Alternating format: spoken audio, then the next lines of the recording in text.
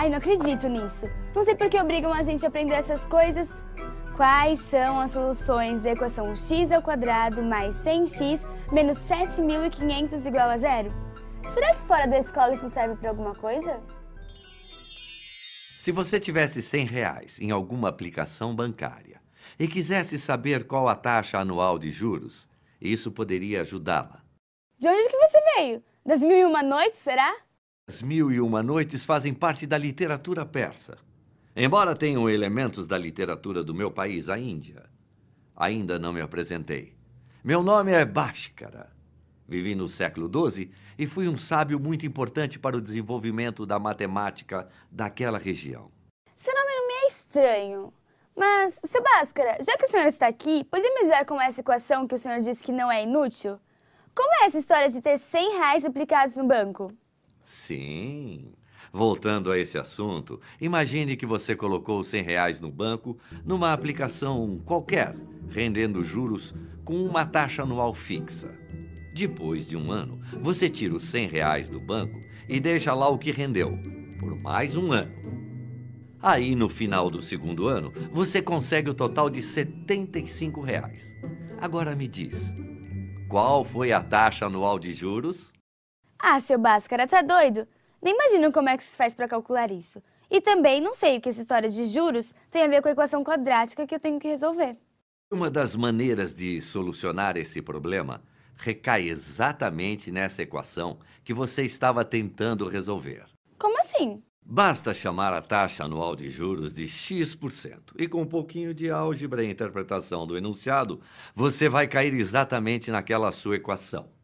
Na minha época, a solução desse problema era descrita de maneira verbal, assim. Eleve a metade do capital ao quadrado. Acrescente o resultado ao produto dos juros totais pelo capital. Extraia a raiz quadrada e diminua a metade do capital. Nossa, que complicação! Prefiro do jeito que é hoje. Mas afinal de contas, a gente está falando de uma matemática de 9 séculos atrás. Aposto que foi a primeira vez que apareceu um problema assim. Engano seu. Quase 3.000 anos antes de mim, os mesopotâmicos já lidavam com problemas que resultavam no mesmo tipo de equação. Sabia? É verdade. Nós, mesopotâmicos, também tínhamos nossas receitas matemáticas. Ai, caramba! Primeiro hindu, agora... Sim, um mesopotâmico. O meu povo foi muito importante para o desenvolvimento da matemática. Nosso sistema métrico tinha como base o número 60. E veja você, esse sistema fez tanto sucesso que é usado até hoje em unidades de tempo. Por exemplo, 60 segundos fazem 1 minuto.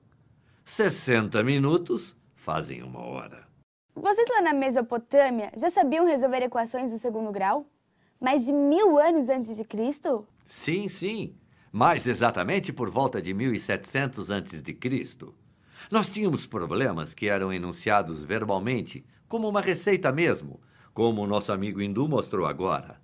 Só que ele foi fazer isso lá na Índia quase 3.000 anos depois. Veja só esse problema. Qual é o lado de um quadrado em que a área menos o lado dá 870? Isso é uma equação quadrática? Parece mais uma charada ou uma pegadinha. Deixa eu pensar. A gente tem o resultado da equação, que é 870. Esse é o chamado termo independente. E... empaquei. Permita-me desempacar, amigo mesopotâmico. Hoje em dia, usando notação algébrica, esse problema seria apresentado através da seguinte equação. x² menos x igual a 870. Sim, só que em 1700 a.C., nós resolvíamos esse problema através da seguinte receita matemática. Tome a metade de 1 e multiplique por ela mesma. Some o resultado a 870. Obtém-se um quadrado cujo lado somado à metade de 1 vai dar o lado do quadrado procurado. Nossa, me perdi. Pois é, esse é o problema com as palavras. Sem uma notação algébrica, a descrição de um problema ou de uma solução pode ficar realmente confusa. Que coisa maluca! Pelo que eu tô vendo, existem várias formas de expressar uma equação de segundo grau. Sim, você está certa, Georgia. Veja os gregos, por exemplo. Quase 1500 anos depois da gente, eles criaram uma outra maneira de resolver esse tipo de equação. Dessa vez, numa perspectiva mais geométrica. Claro, bem ao nosso gosto, já que nós gregos somos especialistas em geometria. Um grego agora? Pois muito bem, senhor grego. Como vocês resolviam uma equação quadrática a partir de uma abordagem geométrica? Para resolvermos uma equação do tipo x² mais 8x menos 9 igual a 0, nós gregos interpretávamos cada termo como se fosse um elemento de um retângulo estrategicamente pensado para resolver o problema. Então, usávamos a nossa rica geometria para obter um segmento de tamanho x que satisfizesse a equação dada.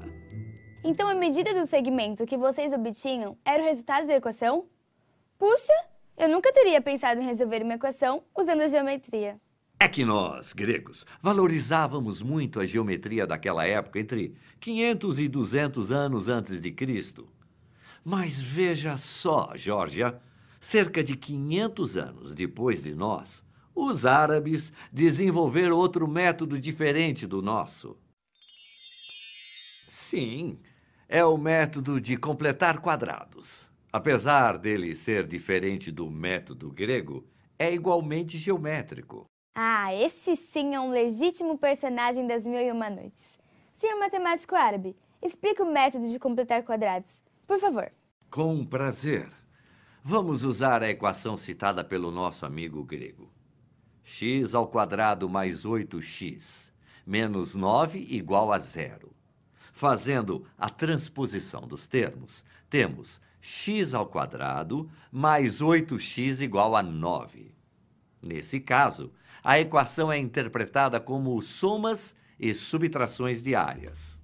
Vamos representar o x² por um quadrado, de lado x. E para representar o termo 8x, faremos 4 retângulos de comprimento x e largura 2. Peraí, se essa figura que o senhor desenhou é a representação de x² mais 8x, então a área dessa figura é igual a 9, como na equação, certo? Muito bem, absolutamente certo. Agora vamos completar nossa figura e transformá-la num quadrado. Para isso, precisamos adicionar mais 4 quadradinhos de lado 2. Cada quadradinho tem área igual a 4. Então, a área do quadradão é 9, que é o valor da área que a gente já tinha, mais 4 vezes a área dos quadradinhos. 9 mais 16 é igual a 25.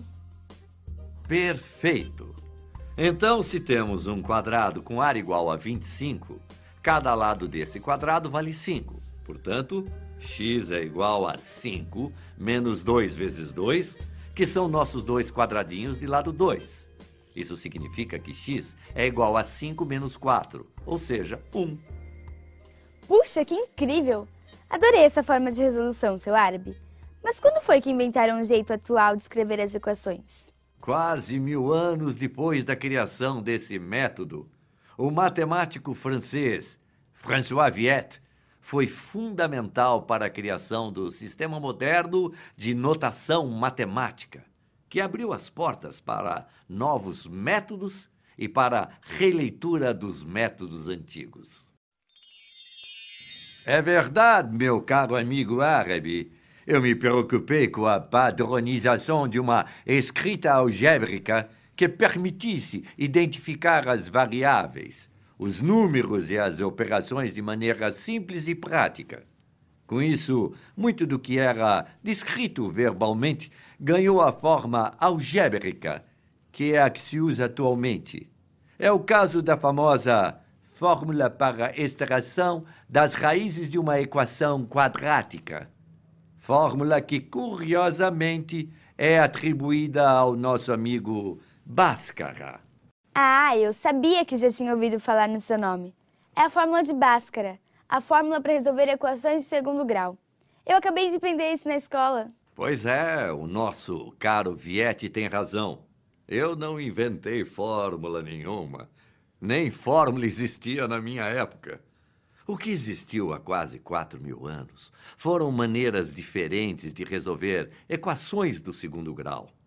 Essa fórmula para a resolução de equações de segundo grau só é conhecida como fórmula de Bhaskara, aqui no Brasil por causa de um engano que aconteceu por volta de 1960.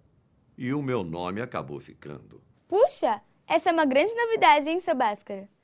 Mas peraí, eu ainda não sei qual é o resultado do meu exercício. Quais são as raízes da equação x² mais 100x menos 7.500 igual a zero?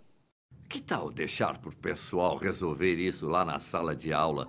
Assim, quando você acordar, o resultado estará bem na sua frente. Quando eu acordar? Como assim? Eu tô dormindo? Eu tô sonhando? Mas eu tô aqui falando com o senhor. Como é que...